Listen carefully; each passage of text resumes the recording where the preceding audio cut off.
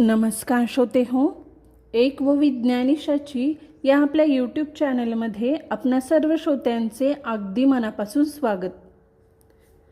श्रोते हो, आजच्या भागात आपण श्री ज्ञानेश्वरीच्या अध्याय 6 यामधील 345च्या पुढील ओव्या घेणार आहोत.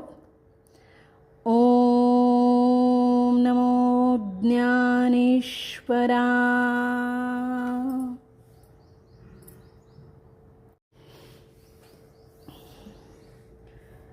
अथवा आग्रहाचिये बादोडी, श्रुधा तृषा कोंडी, आहारा ते तोडी मारोनिया. निद्रेचिये वाटा नवचे, ऐसे दृढवेचेनी अवतरणे नाचे. ते शरीरची नोहे तयाचे, मायोगू कवनाचा. म्हणूनी अतिशये विषयो सेवावा, तैसा विरोधू नोहावा. का सर्वार्थ निरोधावा, हेही नको.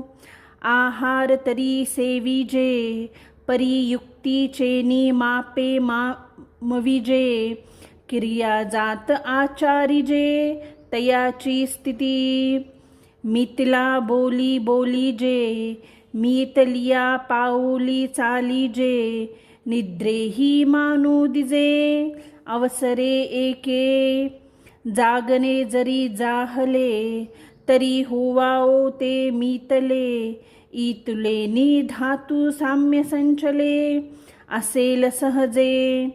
ऐसे युक्तेचे निहाते, जे इंद्रिया ओपिजे भाते. ते संतोषासी वाढते, मनची करी. बाहेर युक्तीची मुद्रा पडे, तव आत आत सुखे म्हाडे. तेथे सहजची योगू घडे, नाभ्यासिता. जैसे भाग्याचिया भडसे, उदमाचे निमिसे. मंग समृद्धी जात आपोसे, घरारी घे.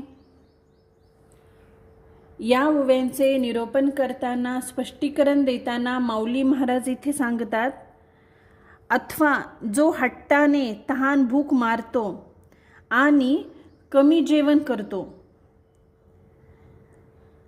आणि झोपेचे नाव देखील न घेता बळकट अभिमान धरतो, त्याचे शरीरसुद्धा त्याच्या अधीन राहत नाही. मग त्याला योग कसा साध्य होणार? म्हणून विषयांचे अतिसेवन करण्याची किंवा त्याचा अगदीच त्याग करण्याची इच्छा करू नये. योग्य रीतीने मोजून अन्नग्रहण करावे, तशाच इतर सर्व क्रिया कराव्यात.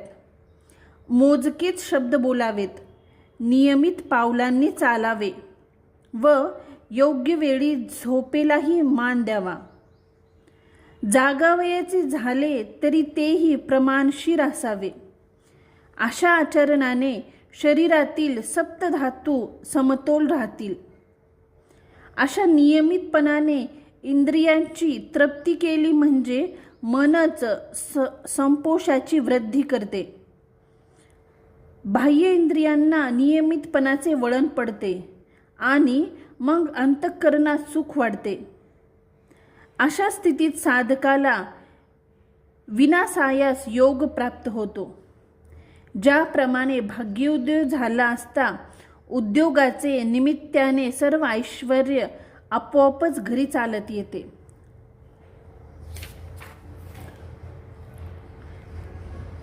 तैसा युक्ती मंतू कौतुके, अभ्यासाचिया मोहरा ठाके.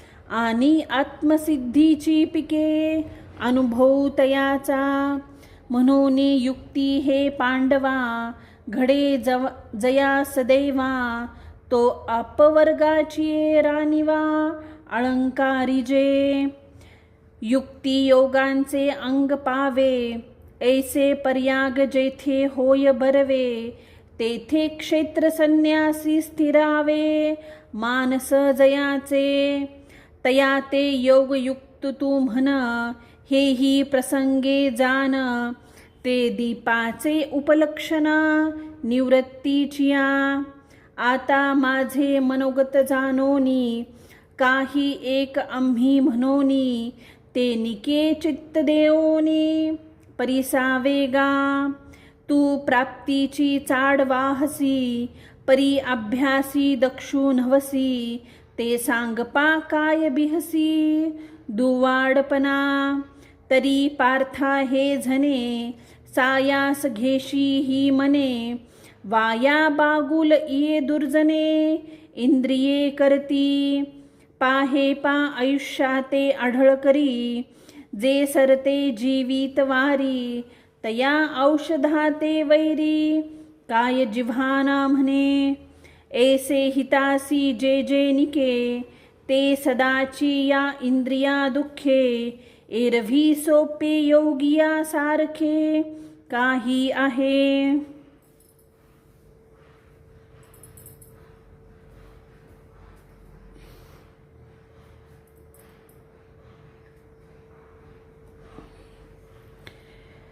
त्याप्रमाणे नियमाने वागणारा साधक सहज जरी योगाभ्यासाकडे वळला तरी त्यास आत्मस्थितीचा अनुभव येतो. म्हणून हे अर्जुना, ज्या भाग्यवानाच्या हातून नियमितपणा घडतो तो कैवल्य साम्राज्याचा चक्रवर्ती राजा होतो. नियम आणि योग दोहांचा जिथे पर्यागरूप संगम होतो त्या ठिकाणी ज्याचे मन क्षेत्रसन्यास करून स्थिर होते त्याला तू योगयुक्त म्हण. आणि हेही तू प्रसंगाने समजून घे की त्या पुरुषाच्या मनाच्या स्थितीला निर्वांत स्थळीच्या दिव्याची उपमास योग्य होईल.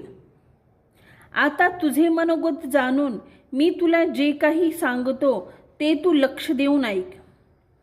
तू योग प्राप्तीची इच्छा बाळगतोस पण अभ्यासाकडे तुझे लक्ष नाही. तुला योगातल्या कठीणतेची भीती वाटते. यात खूप कष्ट आहेत असा दुराग्रह मनात बाळगू नकोस.